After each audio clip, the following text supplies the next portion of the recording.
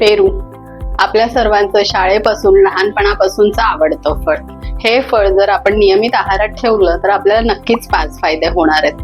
पहिला फायदा म्हणजे याच्यामध्ये प्रचूर मात्रेमध्ये व्हिटॅमिन सी आहे, त्यामुळे आपली प्रतिकारशक्ती वाढते आणि सोबतच आपली स्किन जी आहे ती तजेलदार राहण्यासाठी हेल्प होते.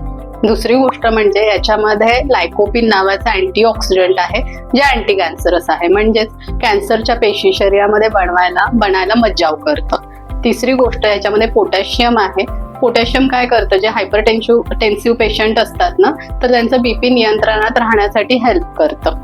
चौथी गोष्ट, हे पोटासाठी हेल्प करतं. थंड आहे पेरू बऱ्यापैकी, त्यामुळे समजा ऍसिडिटी आहे किंवा कॉन्स्टिपेशन आहे ते व्यवस्थित राहतं.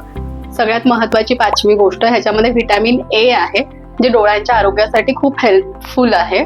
आणि ते फक्त खाताना काय करायचंय की व्हिटॅमिन ए ऍब्सॉर्ब होण्यासाठी थोडंसं त्याला ऑइल लागतं. तर मग आपण पेरू जसा कट करून घेतो त्याच्यासोबत थोडं तिखट मसाला किंवा सैंधव घालताना थोडं तेल पण घ्यायचंय आणि ते मिक्स करून खायचंय. तर छान प्रकारे ते डोळ्यांना हेल्प करतं. येस, तर नियमित पेरू खाऊयात. थँक्यू.